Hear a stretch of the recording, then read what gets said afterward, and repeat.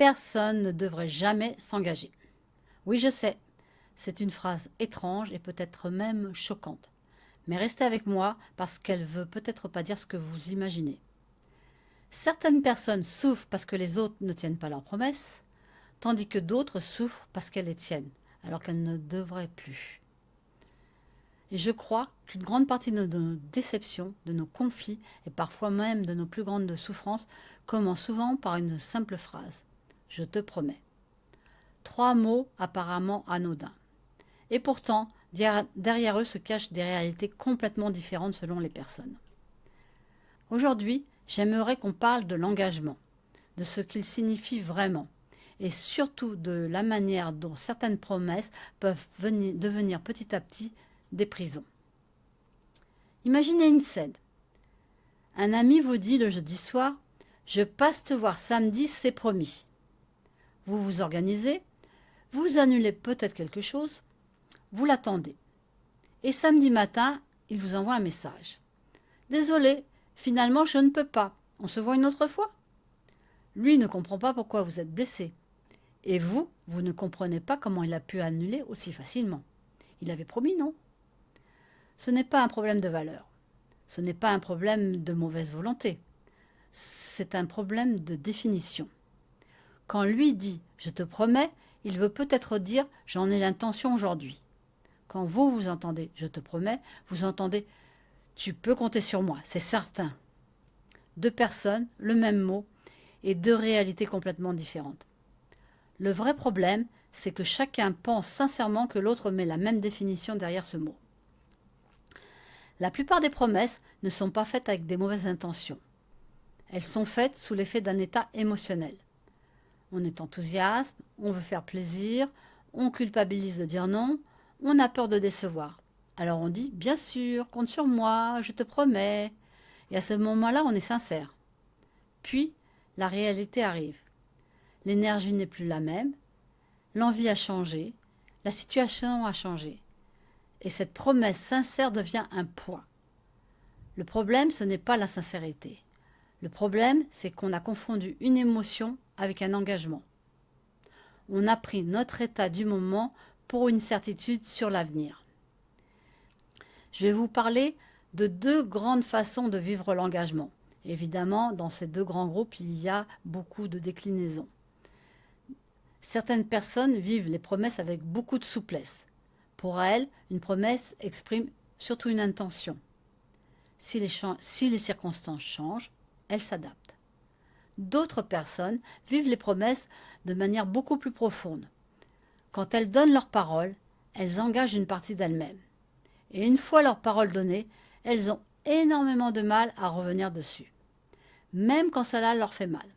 Même quand cela n'a plus de sens. Même quand elles ont changé. Peut-être que vous vous reconnaissez. Peut-être que vous êtes resté dans une relation trop longtemps. Peut-être que vous avez continué un projet qui n'avait plus de sens.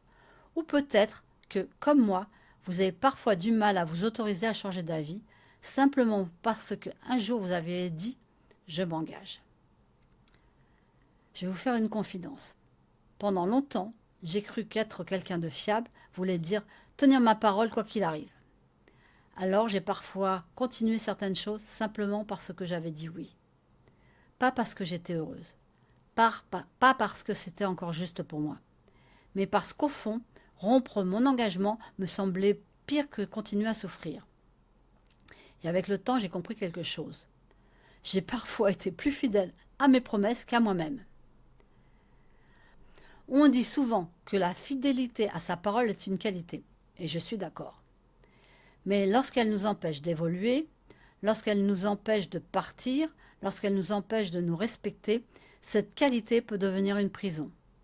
Parce que la vie change, les circonstances changent, les personnes changent et nous changeons aussi. Une promesse faite par une personne que vous étiez hier ne doit pas forcément devenir une prison pour la personne que vous êtes aujourd'hui. On nous apprend à être fidèles, à persévérer, à ne pas abandonner. Mais on nous apprend rarement quelque chose d'essentiel, savoir se désengager. Se désengager n'est pas toujours une trahison. Parfois, c'est simplement reconnaître que la réalité a changé. Parfois, continuer à tenir une promesse qui nous détruit est une forme de trahison envers nous-mêmes. La capacité à s'engager est une qualité, mais la capacité à se désengager lorsque cela devient nécessaire en est une autre. Donc, que faire concrètement? Première chose, ne promettez pas ce que vous espéreriez. Promettez uniquement ce que vous êtes réellement prêt à assumer. Deuxième chose, soyez précis dans votre langage. Au lieu de dire « je te promets », dites « je vais faire de mon mieux ». J'en ai l'intention, mais je ne peux pas encore m'engager complètement. Je pense que oui, mais prévois un plan B. C'est une certitude pour moi, tu peux compter dessus. Ces phrases sont moins spectaculaires que « je te promets », mais elles sont infiniment plus respectueuses parce qu'elles sont vraies. Troisième chose, posez des questions. Quand quelqu'un vous dit « je te promets », vous pouvez lui demander sans agressivité, juste avec curiosité, qu'est-ce que ça signifie concrètement pour toi? Est-ce que c'est une certitude ou une intention?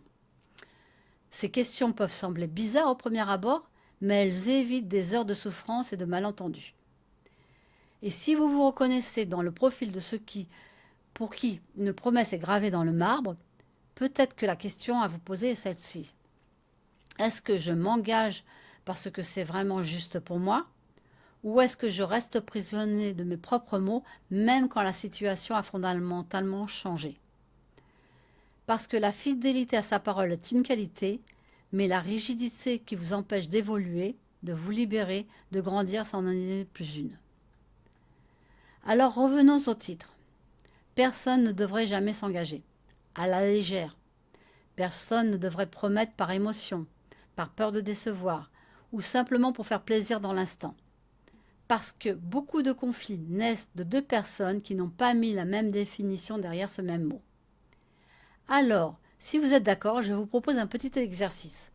Tenir un journal d'engagement. Pendant une semaine, chaque fois que vous vous surprenez à dire ou à penser « je promets, je te promets »,« compte sur moi » ou « je vais le faire », faites une pause et posez-vous simplement ces quelques questions. Est-ce que je veux vraiment m'engager? Est-ce que j'en ai les moyens aujourd'hui? Est-ce que je mesure ce que cet engagement implique? Ou est-ce que je suis simplement en train de parler sous le coup de l'émotion, de la culpabilité ou de l'habitude? Ce petit temps de réflexion vous permettra de mettre plus de conscience derrière vos paroles et de faire plus d'engagement juste pour les autres, mais aussi pour vous-même. Je vous souhaite une belle et agréable journée. Je vous remercie de votre attention.